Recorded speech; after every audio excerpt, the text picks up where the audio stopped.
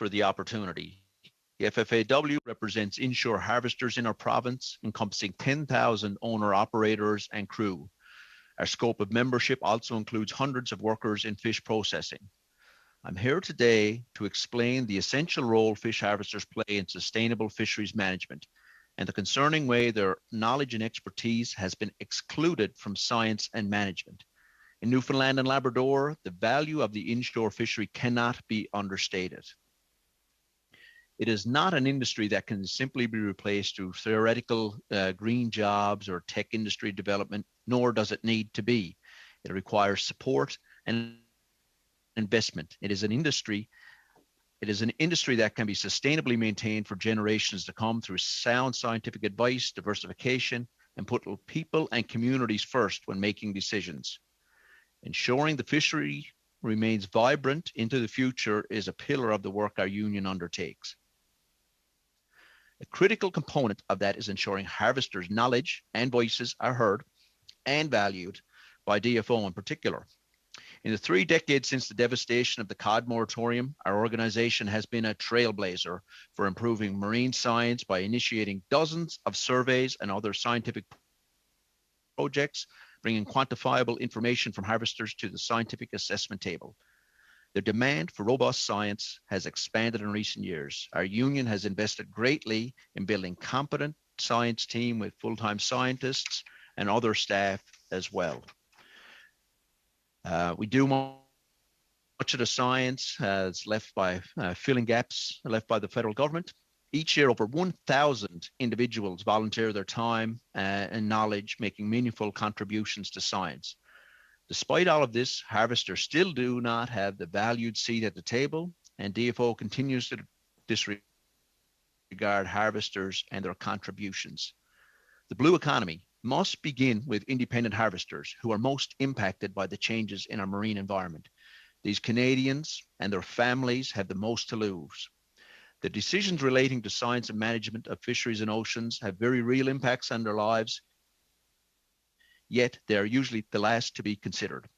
Fewer invitations for harvester participation during the science and management process, less support from DFO, and a broad sentiment of disrespect towards harvesters and the fishing industry has brought me here today. By ignoring the valuable observations of harvesters and by refusing to conduct adequate scientific assessments, government is eroding the inshore fishery in our province. There is concern from harvesters that their voices are being replaced by influential special interest groups who lobby, and their impact on government decisions is hurting our communities, our economy, and our ability to work towards healthy communities. Recent changes to the Fisheries Act have prioritized the sustainable fisheries framework, including the precautionary approach.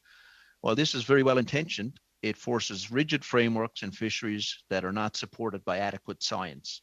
Oftentimes, precautionary approaches attempt to rebuild fisheries to the highest point in a time series for that species. The result is several independent approaches attempting to build all species back to historical highs. This may be impossible for an ecosystem.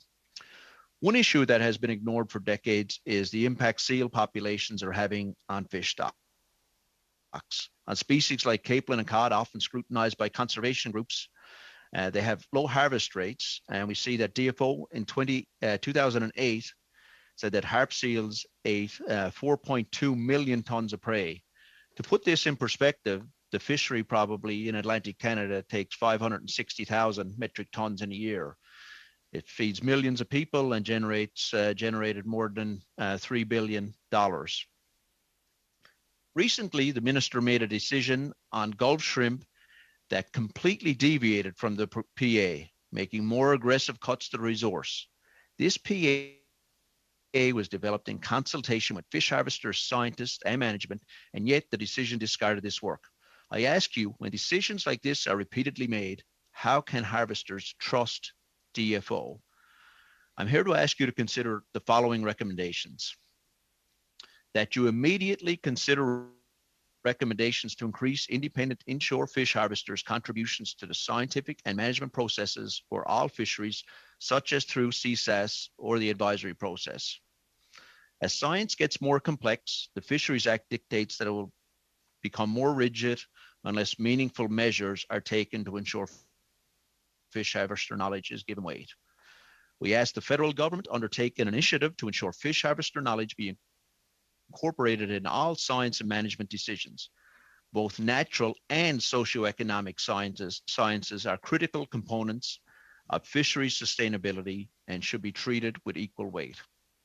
Finally, we ask the Government of Canada to explicitly state the independent inshore harvesters and those who live in and depend upon the marine environment adjacent to them be prioritized in the Blue Economy strategy. Thank you for the time. Thank you, Mr. Sullivan. We'll now go to Mr. Fisher for 5 minutes or less.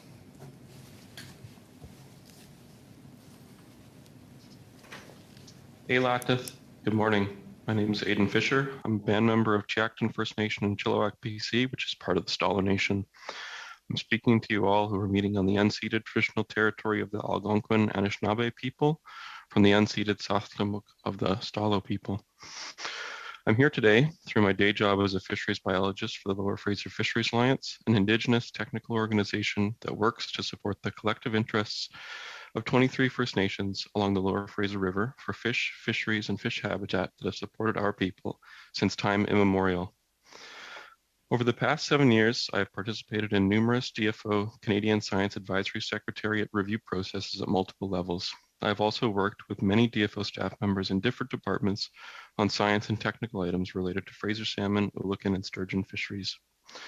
My colleagues and I are frequently frustrated by the inconsistency and lack of transparency with which we see scientific information being applied to support management decisions at the decision-making tables. While some management actions benefit from extensive technical discussion with rights holders and stakeholders, other important decisions are presented with little or no technical justification. When organizations like ours request data and analysis from DFO staff to support and justify these decisions, we are often left waiting for long periods of time and in some cases don't receive any technical information at all. Even through DFO's annual integrated fisheries management planning processes, where actions are usually justified with some degree of technical information, the level of detail of that information varies greatly depending on which species or fishery is under review. How areas of study are prioritized by DFO also lacks transparency. Economically important species seem to be prioritized over stocks with greater conservation concern. Economically important species include typical commercial fisheries and recreational fisheries that support lucrative industries coastwide. Stocks and species that only contribute to First Nations fisheries are simply not prioritized for study, usually resulting in insufficient or no support for scientific projects and investigation. It's also important to note that resourcing is not provided for external participants like myself to engage in CSAS peer review processes. This means my work at CSAS reviews takes time away from other projects and studies the LFFA is advocating for in order to participate. And we do this only because the LFFA and its member nations consider peer-reviewed technical processes to be vitally important to understanding the management decision-making process. Our people have a wealth of knowledge for maintaining and supporting robust fish populations and fisheries passed down since time immemorial. Indigenous knowledge and application stands distinct and complementary to Western science, yet is routinely incorporated as a small part of the scientific peer review process. If DFO in Canada are serious about reconciliation, a small step could be the development of a robust Indigenous knowledge and application program on our terms. While some DFO processes like COSIWIC and SARA identify inclusion of Indigenous knowledge, it's included in a way that inherently contradicts the extent and capacity of the understanding. Indigenous knowledge is overwhelmingly not applied in the final recommendations because the information doesn't fit within the Western science framework. For example, it is labeled too complex, not specific enough, too specific, not relevant, or not contained in a published source. As First Nations along the Fraser River grow their capacity to take on technical work, there is an increasing interest in collaboration with science and technical staff at DFO with the intention of moving into a complete transition of technical work to First Nations. DFO operates extensive technical work throughout the Lower Fraser with highly variable levels of inclusion and respect for authority of traditional territories and resources. DFO needs to develop a transition program for all work happening in the traditional territories of First Nations who are interested in taking on fisheries work. DFO staff are not required to include First Nations in their programs in our territories, let alone transition their programs and facilities to interested First Nations. This needs to change. First Nations are prepared to collaborate, but our ability to do so is highly dependent on the personality of the DFO staff person we are working with and basic consistent resourcing for our teams. In some cases, the relationship is open and productive, while in others, it's a challenge to receive basic information. What we see with other sectors is that DFO does seem to be consistently engaged, prepared to share data, and happy to resource participation in collaborative projects. What we are looking for now is that same openness, transparency, and collaborative spirit is extended to First Nations and our science and technical work. Yathiu Kosai. Thank you, committee members, for your time today.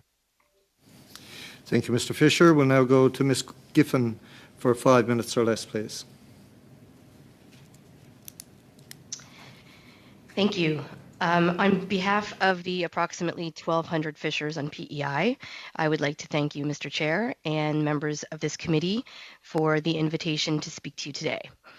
The PEI Fishermen's Association was created in the 1950s and has evolved alongside the Department of Fisheries and Oceans to create the well-established working relationship we currently maintain.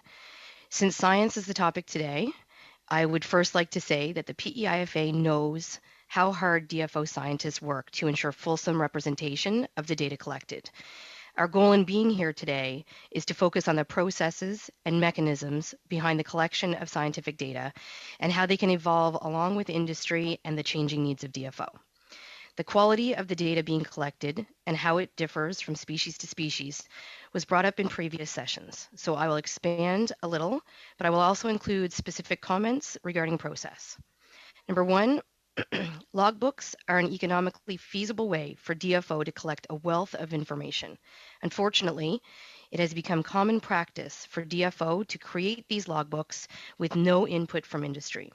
If harvesters will be filling out the data, they should be involved in the discussion on how it is recorded to ensure consistency of the data collection. Otherwise, the data becomes unreliable and the logbooks a wasted resource. Number two, field and at-sea data collection. This can take place by DFO directly or by industry for DFO. No matter which way this happens, DFO needs to ensure funding is there to complete the work, which would be considered A-based data collection in DFO's eyes. That is data required to complete the appropriate stock assessment for that species. This burden should not fall to industry to cover costs. DFO also needs to ensure the process for industry to help is streamlined. Both the procurement hub process and the process to apply for a scientific permit are flawed and could use improvements. Number three, CSAS publications and stock assessments. Although it was noted previously that industry is always included in this process, that is not the case. The PEIFA is not always invited to the process, and when we request a seat at the table in a meeting, we have actually been denied even an observer seat during that process in the past. The PEIFA feels there is a lack of interest by DFO in hearing what harvesters have to say. In reality, it is the harvesters who see the change first, long before DFO scientists ever do.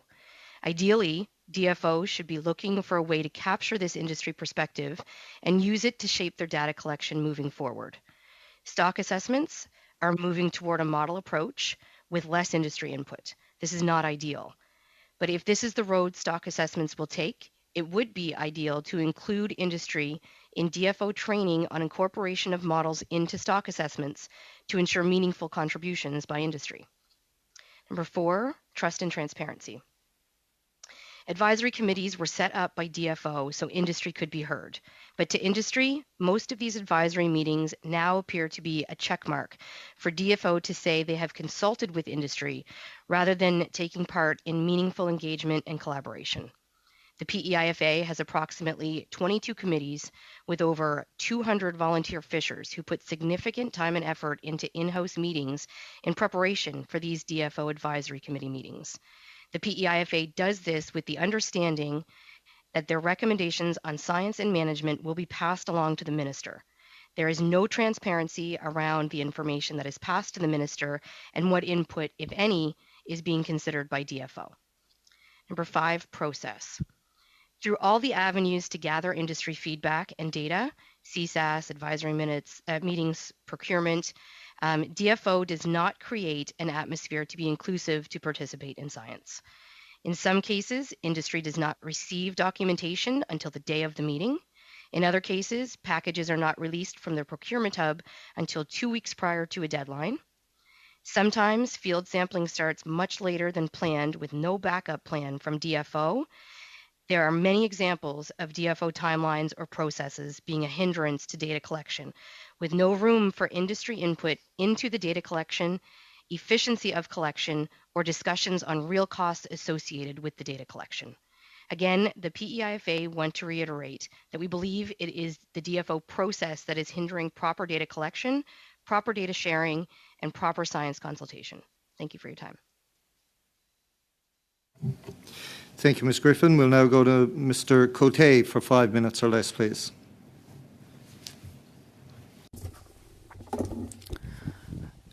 Thank you, Mr. Chair.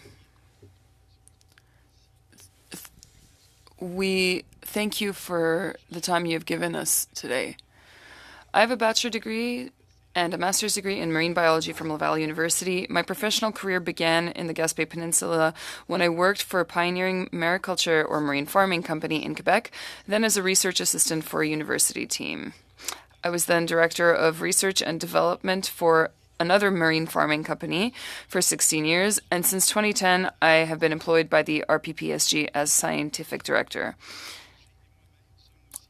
We're also members of the lobster group called the Lobster Node, a group of fishermen's associations from the 5 Atlantic provinces that is joined by government researchers from the DFO, a provincial government department, and researchers from Canadian universities to study and fill gaps in our knowledge on the productivity, structure, and connectivity of lobster stocks in their distribution zone through collaborative lobster research. Our association is recognized for the development and implementation of conservation measures for lobster stocks and the reduction of fishing efforts in order to preserve the resource for all lobster fishers in the Gaspé, both Indigenous and non-Indigenous, who depend on this resource to live and support their community. It is in this context that I have been conducting surveys and analyses of lobster stocks in the Gaspé Peninsula for over 10 years. Data collection during the commercial fishing season takes place in LFAs 19, 20A, and 20B, but never in Area 21.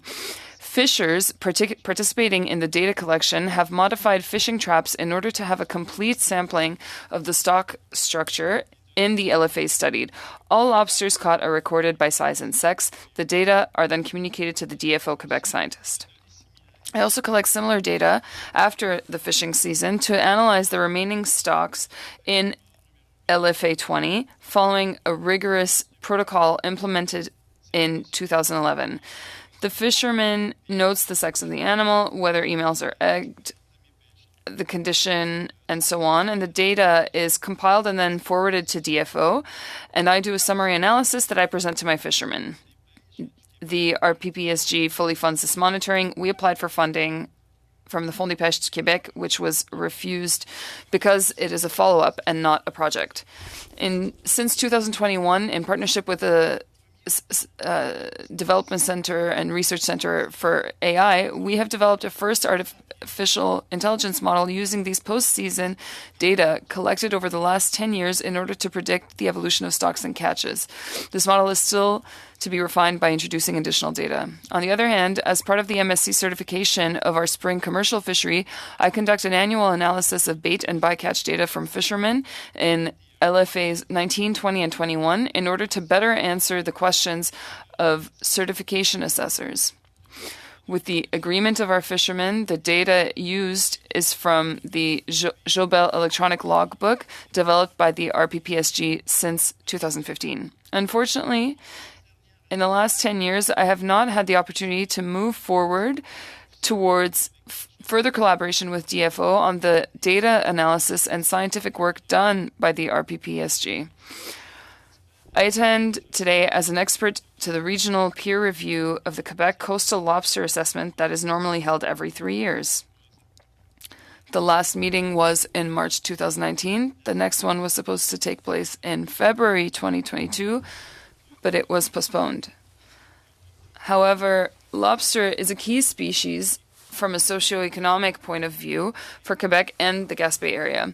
Its distribution is changing, as is the stock. For this reason, it seems essential to me to review the basis for assessing the healthy area for lobster stocks in order to have a more realistic vision of the state of the stocks and fishing pressure. This is especially important for LFA 21, where very little data exists. The last 2018 stock assessment was based on partial data for this area.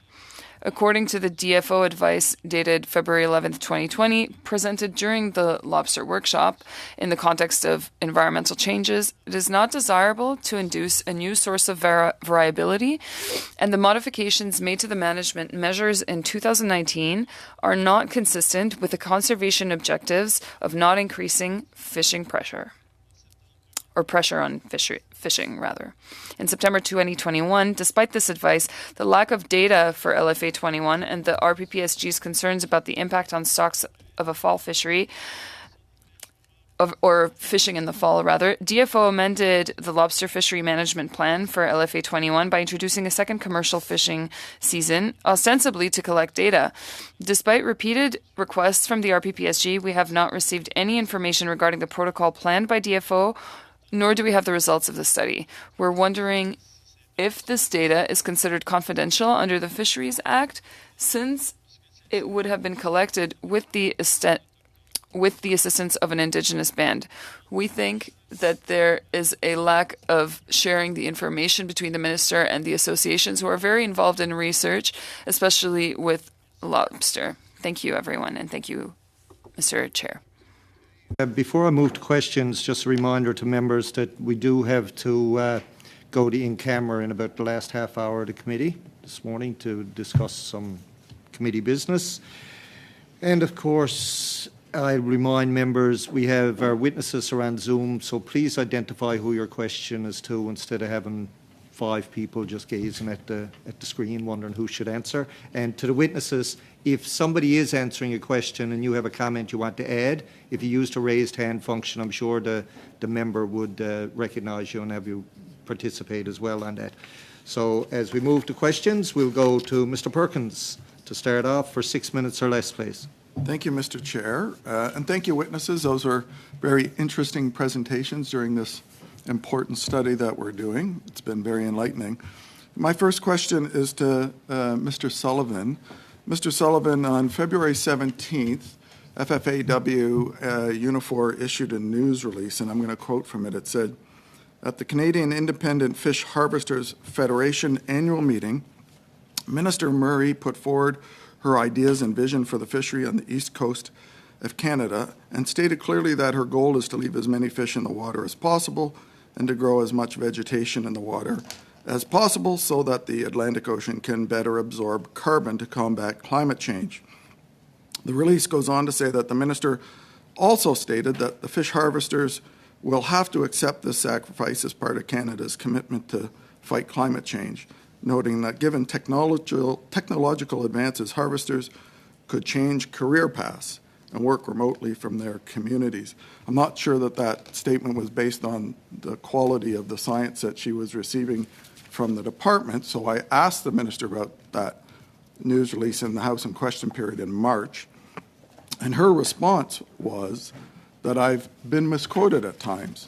And then again this week in Committee of the Whole, I gave her a chance to correct herself to say whether or not she was misquoted, and she said, "I think that is a complete misconstrual of what I said." So I guess my opening question, Mr. Sullivan, is that a misconstrual? It reminds me of a Groucho Marx quote that says, "You can quote me as being misquoted." It's always a sort of an excuse in a private meeting afterwards to say where you were misquoted. Did the minister say that? Yeah, well, I guess first of all, I don't think that it was misconstrued. We had heard similar things before, and we're quite concerned. And our our colleagues on the West Coast, as Ms. Burridge talked about, were highly concerned about the a decision we had seen from herring. So we were, our members were very, very concerned about some of the messages we're seeing, and we just wanted to kind of raise our concerns. And we hope that the ministers reconsidered the position. We certainly have had a lot of discussions and have been a number of decisions since then. So, at the time, I just got to say that our members were really concerned with the messages we've been hearing from the minister at that time. Thank you, Mr. Sullivan.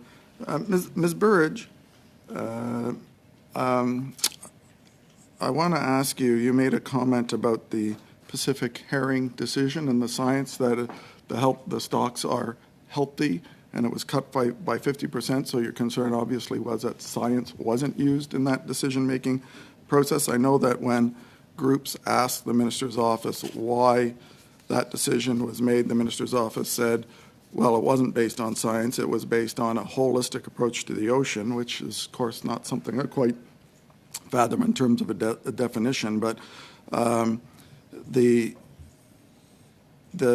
decision to call it a adult herring, a forage fish for salmon, and use that as a reason to cut it without science. Could you please comment on that? Thank you, Mr. Perkins.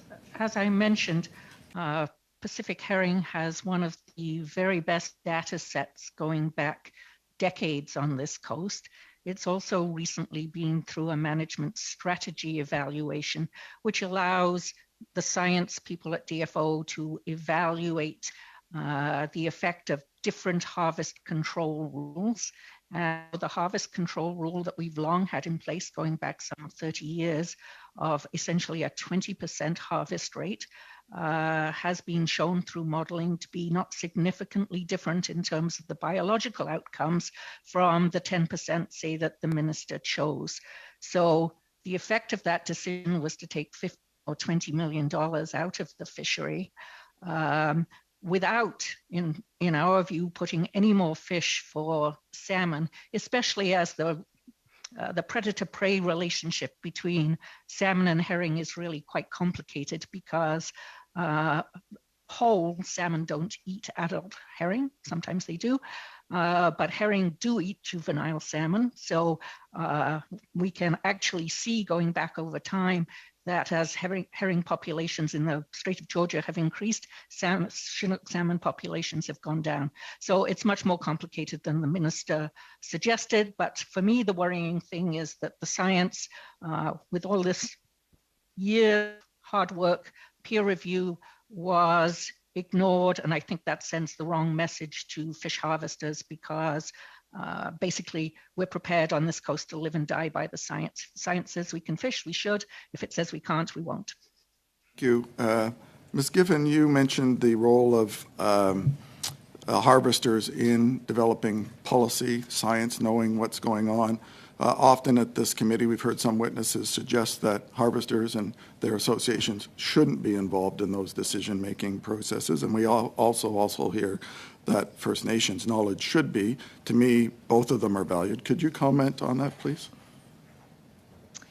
Yeah, I think that what it comes down to is understanding the contribution that industry can provide. So, as I noted in my opening remarks, the harvesters are going to see the changes on the water first before DFO scientists ever do. So the recommendation would be to make sure that DFO is using that knowledge to shape the data and the science and the data that they collect going forward.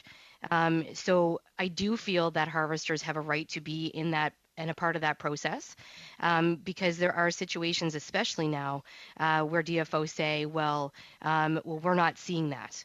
But industry is, and that's being missed. There's a complete miscommunication there. So with industry not a part of those meetings and not having a voice, that gets cut out completely. Thank you. We'll now go to Mr. Cormier for 6 minutes or less, please. Thank you, Mr. Chair. My question will be for Mr. Sullivan. Mr. Sullivan, let's talk about shrimp for a minute here. As you know, I have close to 15 shrimp fishermen here in the region. The that was impacted by, the quota drop this year in the shrimp fisheries. So let's do some math here. What do you think of those numbers that DFO gave when it comes to the number of shrimp that are eaten by the redfish? So DFO said that it's more than 200,000 metric tons of shrimp that are eaten by redfish, and the quota this year dropped close, I think, around a little bit more than 15,000. So what do you think of those numbers? Yeah, well, I think, as you see, it doesn't necessarily, add up. But one thing I think harvesters do believe, and one of the things that they've seen and have been legitimately concerned about, is these growing redfish and the impact they're going to have on the shrimp. And that's why, these people who are impacted are really have to be the people who get access to the other adjacent resources there.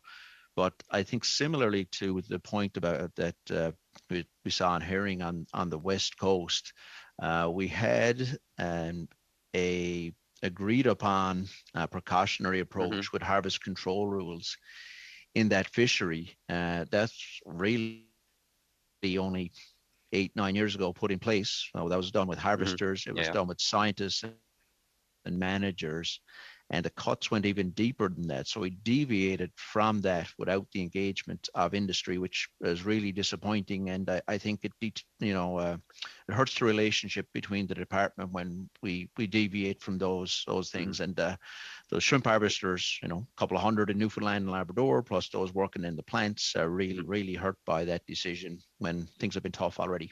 So with those numbers, the goal of the FO is actually to make sure that we rebuild the stocks, right? But with those numbers, if we keep on going year after year, I think last year was 168,000. This year, the number is close to 218,000.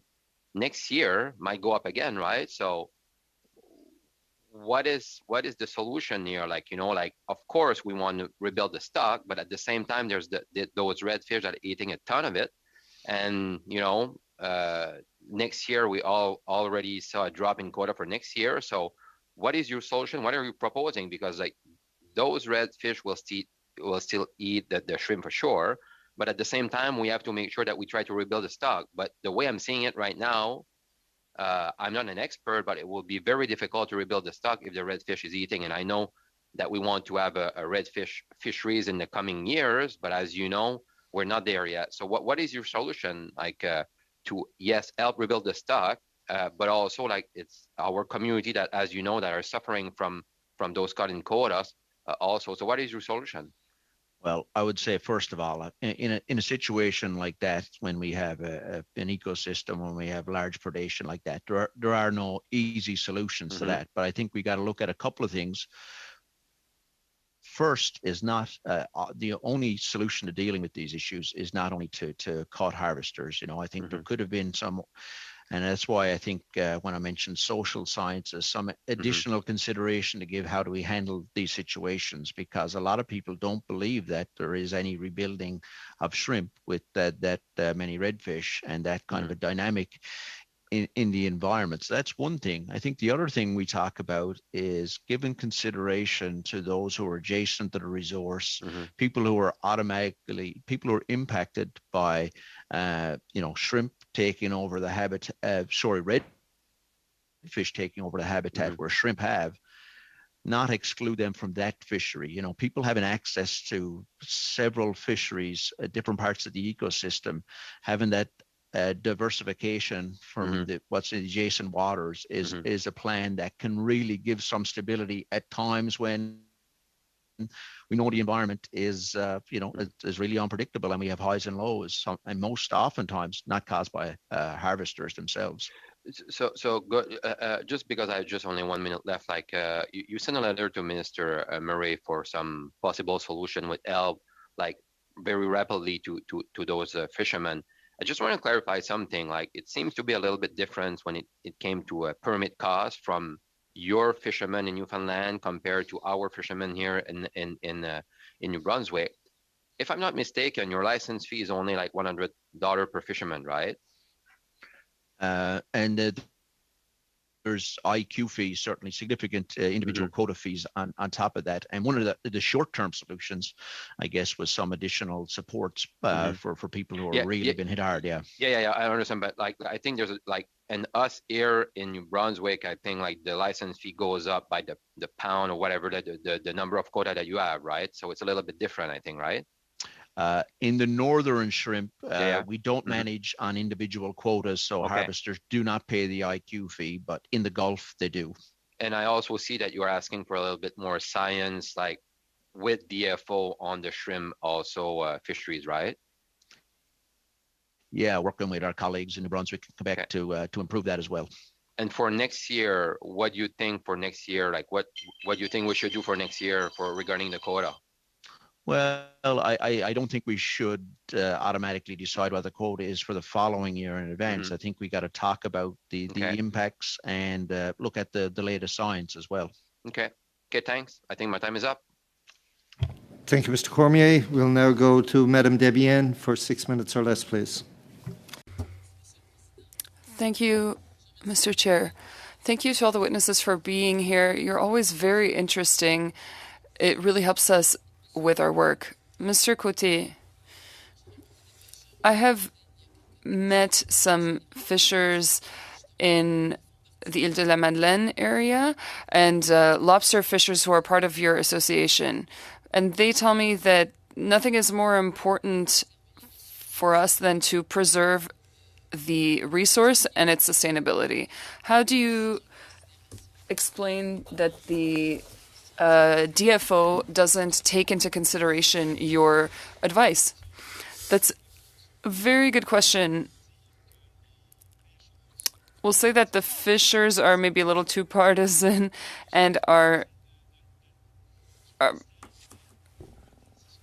and what I'm trying to show is that our work is very important and it helps the ministry. All these fishers have seen a lot of different moratoriums, and I think it's important for the ministry to take into consideration the help that the fisheries can bring them and also the financial help that we can offer because we have put money into it as well. But maybe there is a lack of resources in the ministry today, and maybe now it's difficult for the ministry to have current research and current advice, and maybe the ministry itself needs some help. Thank you. That's an excellent response.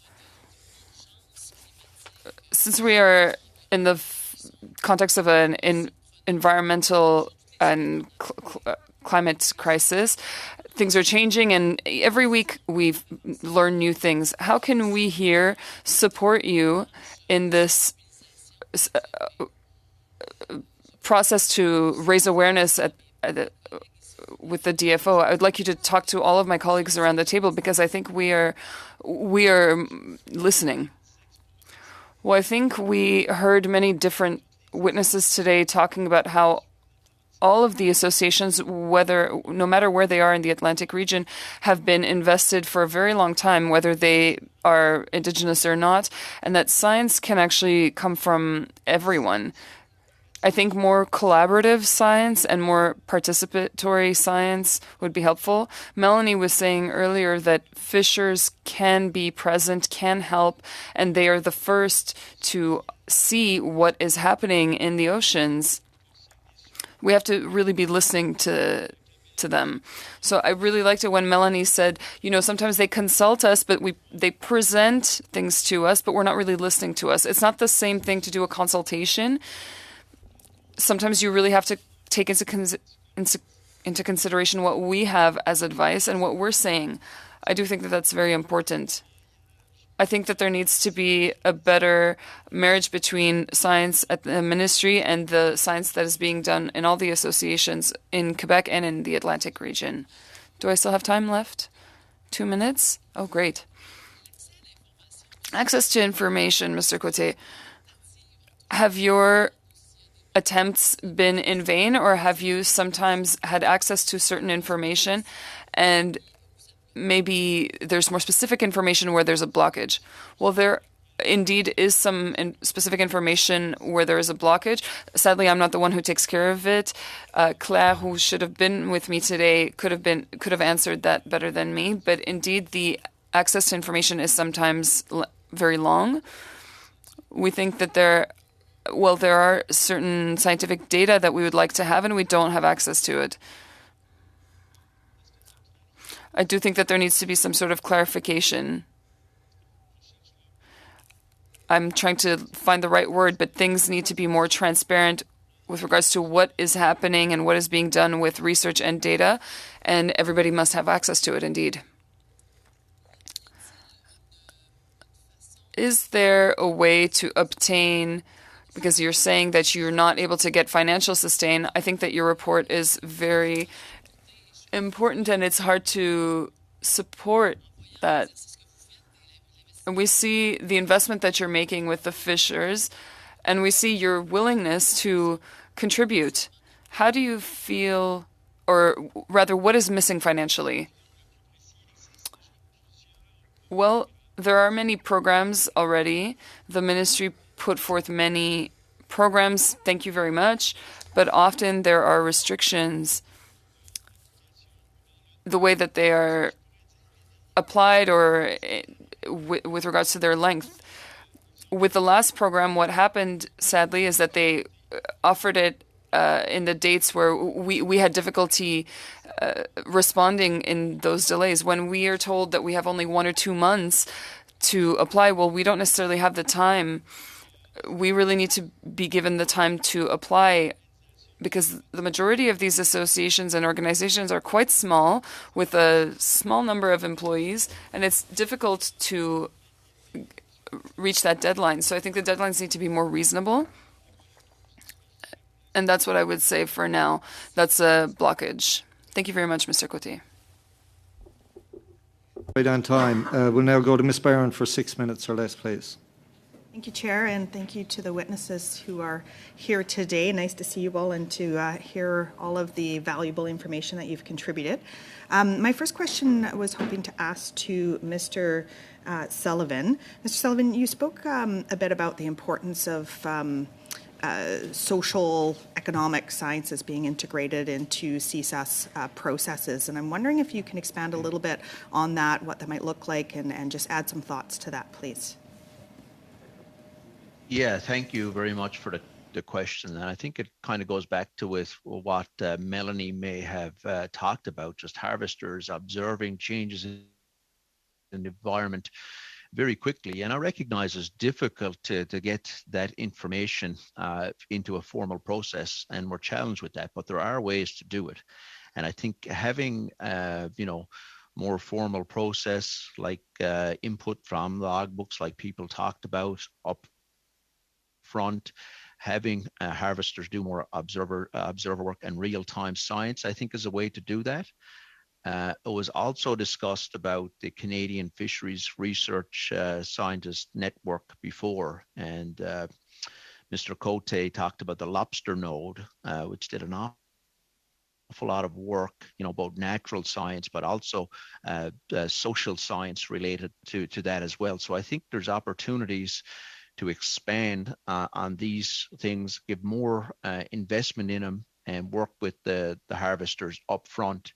And I think we've been taking steps backwards in a lot of ways, whether it's through the management process or with CSAS, like having less harvesters around a table.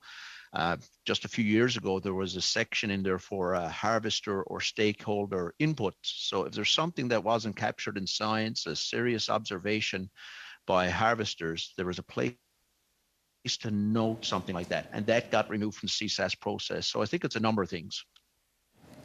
Thank you, Mr. Sullivan, and I agree the importance of that interconnection, so I appreciate you bringing that forward and highlighting some of what you saw. I wanted to ask Ms. Burridge. Ms. Burridge, we saw with the herring fishery, there were many fishers that were paying license fees and then finding out after having paid those license fees that there was a reduction occurring within within the herring fishery. And I'm wondering if you can speak a little bit around your thoughts around should DFO be reevaluating its licensing system to ensure that harvesters can make more informed decisions based on assessments, and yeah, just expand on that, please. Thank you for the question. It's one of the frustrations for us is that there is no mechanism to renew license fees. So license fees for Pacific herring were set in the 1980s, I think, during the Japanese bubble, when Pacific herring was worth about 10 times as much as it is today. And so harvesters, and the same is true with Pacific salmon for the seine fleet, are paying, say, $4,000 for a license at a time when they perhaps don't know how much they're going to be able to catch. So we would certainly, and have called for many years, a review of license fees to make sure that at least on our coast, and maybe even as a one-off, because I know it's perhaps sensitive for some of my East Coast colleagues, that there be some mechanism to redress the situation where the value has changed enormously over time and the license fees are no longer fair. Thank you, Ms. Burridge. I think I'll only get one more question in, but I'll try for more. My next question is for Mr. Fisher. Mr. Fisher, I'm wondering if you could expand a little bit on, you were talking about the importance of having Indigenous forms of knowledge and how that sits alongside scientific knowledge. And I'm wondering if you can speak a little bit more around how Lower Fraser Fisheries Alliance is doing this work in practice. Yeah, thank you for the question. We have operated a Indigenous knowledge collection program for over 5 years. It's developed in iteration a few times, but essentially the challenge with including Indigenous knowledge in some of these processes is it's not collected in a way that's representative of information. So in order to produce Indigenous knowledge that could be included in some of these processes, it really needs to come from the nation level and from the making sure that the final product is reflective of what's actually there. In order to do that, you really need to go to the communities and go to the knowledge holders in order to truly understand where they come from and how to use the information in a respectful and a good way, in order for it to not to get misconstrued or misunderstood in other processes. So that's something we've been doing for 5 years or so, but now the challenge is once we have this database available and collected is where is DFO going to use that? And what I have seen from the CSAS processes is there's no real way in order for the process to include it. So it's definitely something that CSAS could look at improving and taking into much greater consideration moving forward. Thank you, Ms. Byron. There's only 6 seconds left, so hardly time to get in a question, let alone an answer. We'll now go to Mr. Arnold for 5 minutes or less, please. Thank you, Mr. Chair, and thank you to all the witnesses for appearing. This is a very interesting study that we've undertaken here. I'll start off with Ms. Burridge, if I could. Ms. Burridge, you mentioned in your opening remarks something around how the science work or the research requests come forward. In recent order paper questions information we've received, we see that the science or budget for ocean science has increased by 65%, and yet there's been a decrease in fisheries science budget of 3%. Can you speak a little bit more about how you see what science is requested to be undertaken and how it's affecting the harvesters? Thank you for that question. We certainly have seen ourselves that welcome as the influx of science money has been over the last few years. Most of it has gone to ocean science and very little of it has gone to fishery science. And as I'm sure my colleagues will agree, stock assessment and evaluation of the risk and then the risk mitigation that fisheries management undertakes is absolutely essential. And we are seeing that the increased demand on science has grown exponentially. Much of this is regulatory and legislative, and so it tends to bump regular stock assessments. So even if we need a stock assessment to meet a Marine Stewardship Council condition, there's so few staff able to work on these projects that if a SARA COSI comes up, those people are taken off work for industry and directed to SARA work. That's only going to get worse with the fish stock provisions. So one of the recommendations that we would like to see from this committee is that there be proper resourcing of the stock assessment and science function. And I think that's particularly critical given that we're seeing retirement of many of the well-established stock assessment and technical people from DFO and replaced with recent graduates who have no experience. So there's no chance for mentoring and growing up into the stock assessment process. Thank you. I need to move on if I could. I'd like to move to Mr. Cote now. Mr. Cote, you mentioned that you have developed an AI system to predict stocks and harvest levels possibly, but you're not able to move further forward with that. Have you developed that program because the department isn't able to provide the information, or do you feel that it is going to be more beneficial in predicting harvest rates or seasons in the future? Well, basically, it's a good question.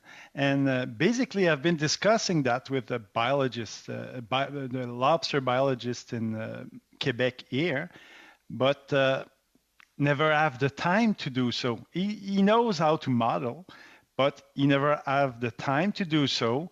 And there's a lot of work. And now he's en congé de maladie. Sick leave. He's on sick leave. There. So I wanted to do something so I can use the data, and I wanted to do it right now and start somewhere. So that's why I went to a different area, a private place and it's a small model. We're starting at one point, but the minister, like Mrs. Burridge said, is losing a lot of people. Experienced people. Some new ones are coming, but they don't have necessarily the experience to do so. Okay, thank you. Thank you. Yeah, sorry. I'm trying to fit in as many questions as I can. Yes. I'd like to move to Mr. Fisher now with Lower Fraser Fisheries Alliance. Mr. Fisher, can you tell me if the committee, tell the committee if work plans have been finalized for the prioritization, developing and sharing of science and traditional Indigenous knowledge? Not to my knowledge, I would say. If you're in reference to DFO work plans, in that respect, that we haven't seen. Actually, to that respect, referring to the under the Fraser Salmon Collaborative Management Agreement, have there been anything finalized there? Oh, okay. There have been a few. The Fraser Salmon Management Board, Fraser Salmon Management Council process is something I peripherally associate with, so I'm not deeply involved in the day-to-day work of that. I work on the technical side of that, and we did for 2 years we had work plans, but so far as of this fiscal we haven't seen a work plan, and all work is halted on the Fraser Salmon Management Council Management Board process. Thank you, Mr. Reynolds. You're going a little bit over. We'll now go to Mr. Morrissey for 5 minutes or less, please. Thank you, Chair. Interesting testimony during this committee study on this particular on science, and there's a number of common themes that have been coming out, regardless who the witness are. So I'll frame my question in this perspective. When the department and the minister today increases quota, nobody questions the science. Fisher, nobody. I never hear a complaint, so the sign's fine. It's always focused on when there's too few fish for everybody to catch, and it becomes the dividing up. I agree totally, and my question will be to Ms. Giffen and whoever else. I agree totally that the department can do a better job of including fisher knowledge in its decision-making process. But my question would go to Ms. Giffen is, what information should the department use? Because I'll use a recent example in the closure of the Gulf herring and mackerel. Depending on which group I was lobbied, one group of fishers said somebody else should have been closed, the next group should have been theirs. So each group that met with me had a different answer on who was causing the problem. So my question to Ms. Giffen would be, on that particular fishery decision, did the minister miss something? Would the decision have been better if some knowledge that you had could have been presented to the minister? Or what part of the stock assessment did the department get wrong on making the decision to advise to close the Gulf herring and mackerel fishery? That is a great question with a lot of different aspects to it, I think. So first I'll touch on the fact that to know where the minister may have been, if you have information that you can provide to the committee, which area of data may have been overlooked? I think that the area that was overlooked was the observations that fishers have been seeing for years. It was not new news that we thought that the mackerel fishery was in trouble. And for years at the Atlantic Mackerel Advisory Committee table, each organization has been making recommending to recommendations. Restrict the quote on this fishery for years, and the department overlooked it? They've been recommending different changes that could be made to prevent this from happening in the first place, yes. And what were some of the, what could you itemize a few of those changes that may have been ignored, that the fishers are recommending? Yeah, we talked about an increase in minimum size that has worked in other countries to improve the quality of the stock. We talked about better understanding of the egg survey, and we talked about new fishing methods and new fishing gears that would target specific sizes. All were overlooked, and I would say that's been over the past 10 years that we've been making those recommendations. And thank you for that. Could you then, and it may follow up by paper, is because I feel it's very important that the science division of the department, the advice going, should also, in a documented way, in a formal process, incorporate the fisher knowledge, because you are correct. They're the first people that see changes. And this advice has been given by all groups, in fact, Mr. Cote as well. So how could the department, in a structured, formal way, incorporate the information and the advice from fishers, recognizing that the advice from fishers is often competing amongst themselves? And I know you won't have time to finish this or to get to detail, but I very much would like to have the committee have the benefit of your vast expertise on how to address the transparency issue, how to address the mistrust between department scientists and fishers. That's a lot to frame up in 70 seconds, Ms. Giffen. So we'll need some on paper. I can do this pretty quick, I think. So one way to address the transparency would be to share with industry and the advisory committee a summary table of what each association recommended, and let each other organization see what all other organizations are submitting as well. That's not shared currently. I have no idea what other organizations recommend. On the other side of things and what fishers are seeing, I've actually had discussions with Aaron Carruthers at the FFAW about a voluntary logbook so that we can quantify what's happening right now. Everyone seems to be anecdotally saying they see a lot of small mackerel. They're seeing it in Newfoundland, we're seeing it in PEI. So if we could quantify that in a standardized way, that all fishers are submitting that information together in that method, then that's something that DFO scientists could actually use going forward to reshape the data that they plan to collect. So I don't know that it's as complicated maybe as it may appear. Thank you, Mr. Morrissey. And I will say that I know I asked witnesses to raise their hand if they wanted to join in on a comment, but Mr. Sullivan had his hand up. So I'll remind members, while you're talking, it's only one person you can see on your screen. Take a look at the screen on the wall here behind me and you'll see if somebody got their hand up. But I will say to Mr. Sullivan, please, if you had a bit of a response for that particular interjection at that time, please send it in writing if you don't get a chance to say it here as we move forward. So we'll now go to Madame Desbiens for 2.5 minutes, please. Oui, merci, Monsieur le Président. Je vais revenir à Monsieur Côté. I'll come back to Mr. Côté. Not that I don't like the others, I do like them, but since he is close to the St. Lawrence River and the Gulf, I will come back to Mr. Côté. I'd like your opinion on the following. I do know your organization. I know that there are groups of allochtone and indigenous groups.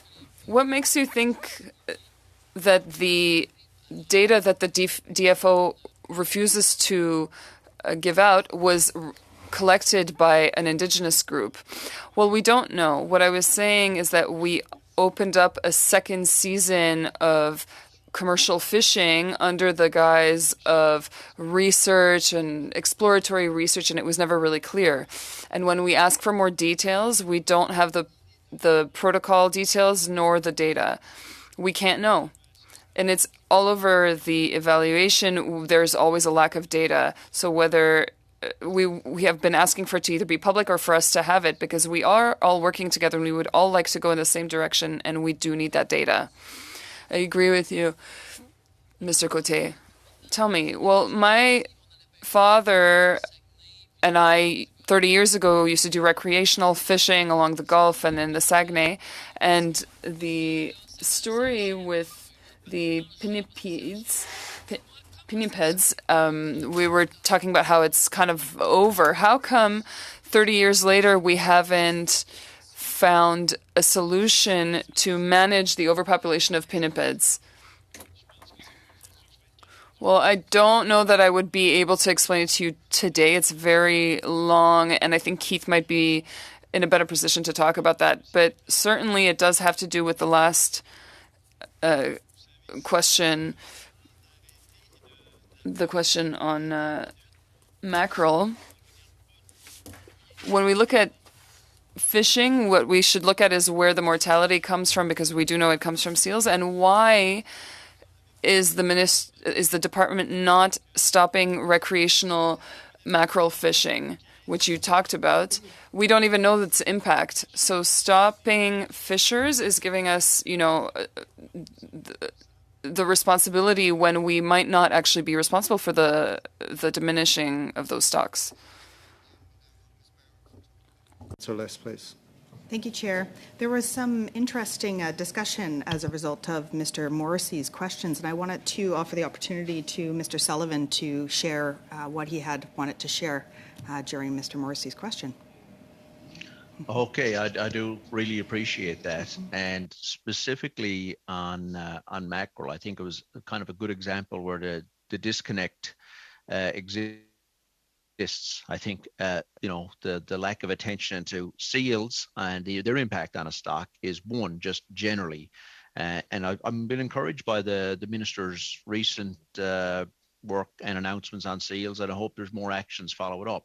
But on mackerel specifically, the surveys on the egg surveys only take place in the southern Gulf, and harvesters in Newfoundland and Labrador, where they're most reliant on mackerel, have seen a lot of small mackerel in recent years, where they weren't born in the Gulf, most likely. And we've been looking for additional science for a decade at least, and we put proposal after proposal in to do additional science to go hand in hand with harvesters' observations, and we didn't really get anywhere with it. I don't think we're taken seriously enough, and it's really disappointing when a result ends up in a moratorium when you believe there's people thrown out of work when there's questions that could have been answered. So that's just wanted to have that. So thanks for the opportunity.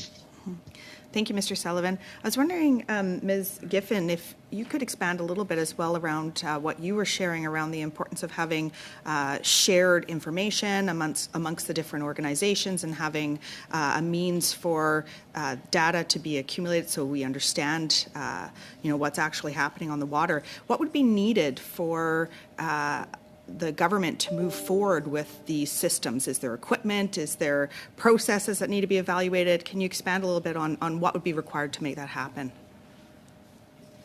Yeah, so we've had discussions about a voluntary logbook for both seals and mackerel, because anecdotally we hear from fishers constantly about the interactions with seals and mackerel, and also, as Keith pointed out, the large abundance of small fish, which fishers on PEI now see as well. But the discussions they somewhat stop, and it alludes to a little bit of what Jean brought up, that we're all small organizations. We're big for the Gulf, and we accomplish a lot, but we all have limits on what we can do. So that comes down to the organizations to try to take that initiative. It would be great if DFO could step up, and DFO Science could step up and create a way to do that themselves, rather than industry having to try to push that on them. I do feel that is one of those key missing pieces and those key disconnects between industry and science that science could really be using to their benefit. Thank you, Ms. Barron. A little bit over, but good information. We'll now go to Mr. Small for 5 minutes or less, please. Thank you, Mr. Chair, and thank you for the witnesses for taking the time to be involved in this very important study. I'm going to start with Mr. Sullivan.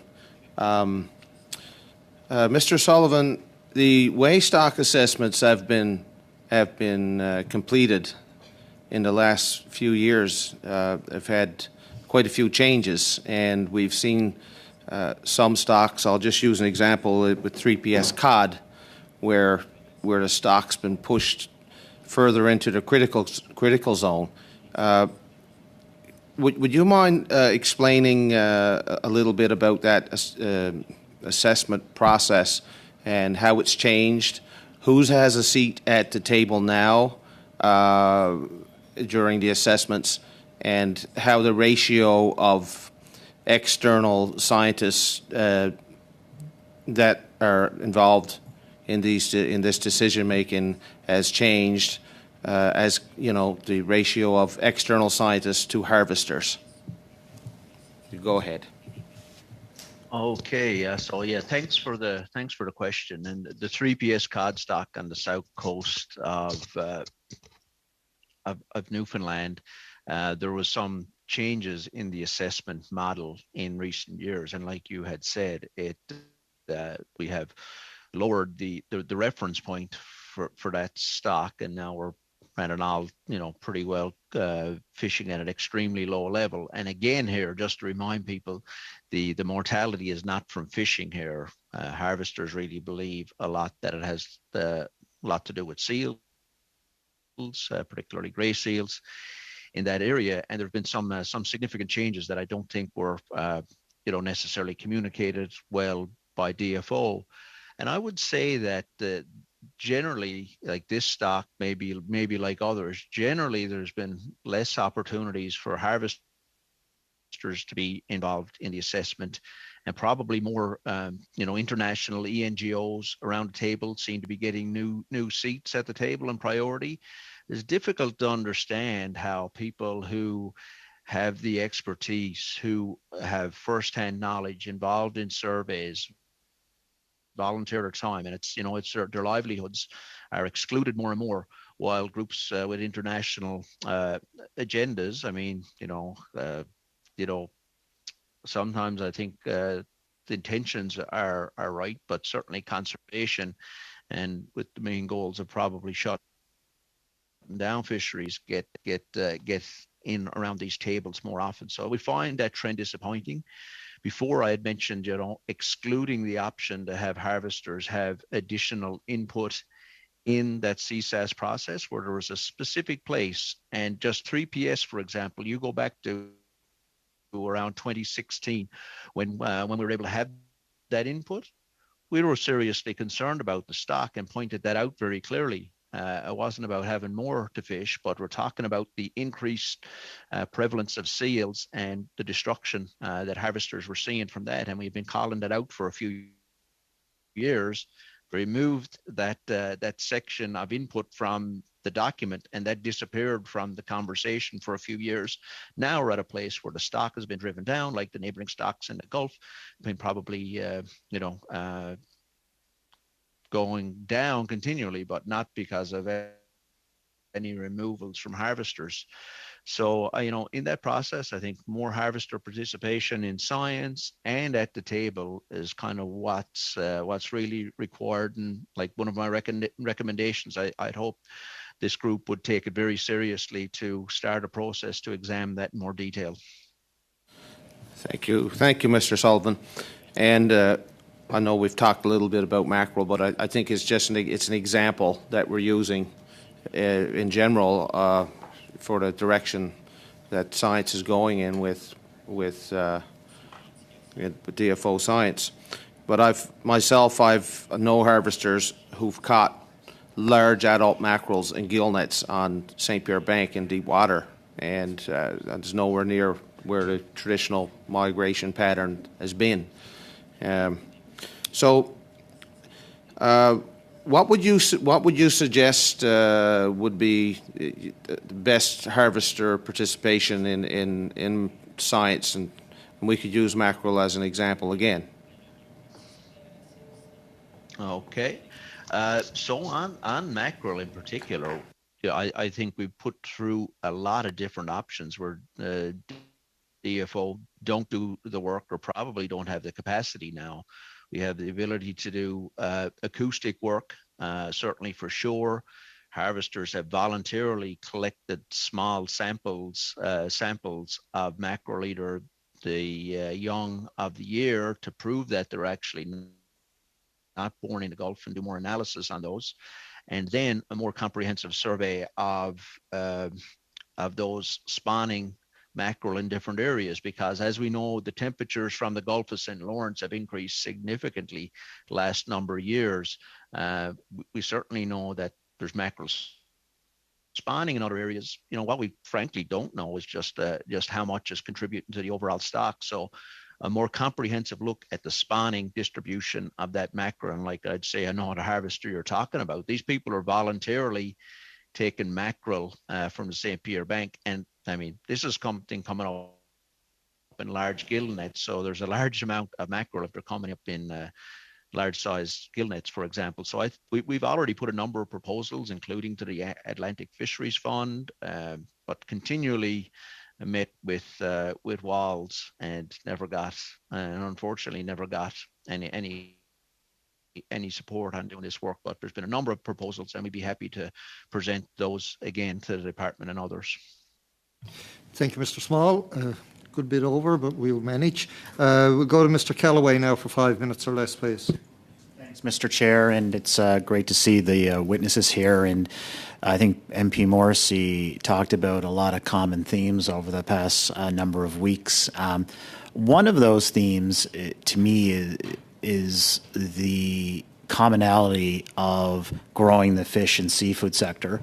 And we all share that, including the minister. Mr. Sullivan, I want to direct my question to you, and if I may, I'll call you Keith because we do talk quite a lot, so I think that's okay. Hopefully that's okay with you, and you can call me Mike. But the minister, and you touched upon this, recently announced the Atlantic Task Force SEAL report recommendations, and the minister talked about the support of those recommendations and getting moving on it, and talked about the importance of a summit that is not a study, but strategic and tactical and moving things forward. And I've also talked to you about how impressed I was with your campaign in terms of seal predation and your strong advocates on that issue. So I wonder if you could take a little bit more time to talk about moving in the direction that we are. You referenced that you're encouraged by it. In particular, you could talk about some of the things that you've seen that are the basis for moving forward strategically tactically in a very, very smart way? Okay. Yeah. Thanks, Mike, for the question. So yeah, I was very encouraged by some movement on acknowledging the impact that seals are having and furthering that work. Because if we're serious about looking at an ecosystem approach to fisheries, which obviously the department is, it's a complex piece of work, but we know that these large predators are consuming a lot of fish. And I just gave a couple of stats about the magnitude. Like things are scrutinized a lot. Capelin fishery is looked at a lot in Newfoundland and Labrador. We have, again, the international NGOs looking to shut down these fisheries, but seals probably about 100 times the amount of the commercial harvest. So really small amounts. So this is the magnitude of the problem we're dealing with. The solutions, admittedly, not real easy because of some of the trade barriers. We want to be able to, be able to sell seal products, make sure we're doing it sustainably. So I think investment in some of the markets that are accepting of the products, and they can be diverse, can be the one thing we have to start right now. I mean, I think in many ways there are real opportunities to do that with some countries. I know we've had some levels of success internationally in the past. I think that's one thing we can do. And I don't claim to be an extra expert marketer relation to seals, but I think acknowledging that certainly they're a major problem for our fisheries and sustainable fisheries, and there's certainly high populations, and deal with that and acknowledge it in our assessments, and then obviously have a sustainable industry on the sealing side. I hope there's consideration for investment in that, because I think it can pay large dividends, not only directly in seal products, but also in maintaining healthy fisheries, which we're seeing wild seafood value increase significantly, and I don't expect that general trend to change. It's a growth industry for sure across the country, and obviously in our province too. Thanks, Keith. And I will say that this week I had seal for the first time, and I had 2 bowls of seal, and then I went back for a third, but I thought better of it because my wife is probably watching somewhere, so I wanted to make sure that she knows I'm not indulging too much. But it was absolutely delicious, and we had a great delegation from Newfoundland and Nunavut here. I want to go back to your first recommendation in terms of incorporating more fishers' knowledge, fisher expertise in decisions. And I read through your submission, and I'm thankful for it. Can you talk a little bit more about the mechanics of involving the fish harvesters on the science side? And I think it kind of connects to your social science point as well. So I'm wondering if you just unpack that a bit for the committee here in terms of, we talked about where, from your perspective, we're falling short. So how quickly could we ramp up the knowledge that is around coastal communities, not just in Newfoundland and Labrador, but from coast to coast to coast? Well, I should start by saying that, we do a significant amount of really good collaboration with DFO and other groups like the Marine Institute, and we're involved in a lot of collaboration, and we got a lot of good examples. I wouldn't want people to leave here. I know we're focused on the problems here, but we do a lot of good work already. So there's a lot of models that we can look at. I think there has been some movement away from focusing on work with harvesters in recent years, because I myself was, when I was a fisherman, I was involved in Sentinel Fisheries for a number of years, but that program, I was involved in that nearly 30 years ago, and the actual funding for that in real dollars has actually kind of declined. So no wonder that we're having problems maintaining that. I think that is reflective of the investment in the collaborations in a lot of ways. So I think it needs dedicated focus. And I think work like the Canadian Fisheries Research Network, where we did a lot of work, particularly on lobster and the socioeconomic pieces. But I think a focus on those collaborations with the harvesting groups is something that's important. And I think in the past, larger offshore corporate groups probably have, an easier path to doing some of that work, where you're an individual private group as opposed to, a large number of inshore harvesters trying to do things. So I think it needs specific intention, and if anything is going to be successful, it does need some investment. But it comes from a culture of collaboration and then the investment to back that up. Thank you, Mr. Callaway. A good bit over, but I wanted to allow the answer to be heard.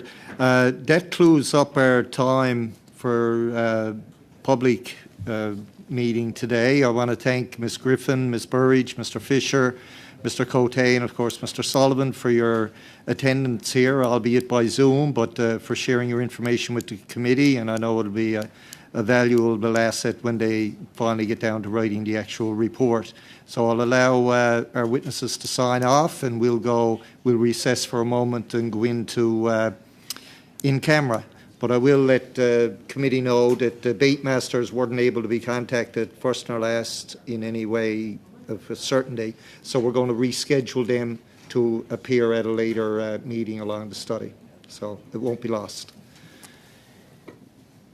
Thank you very Recess. much.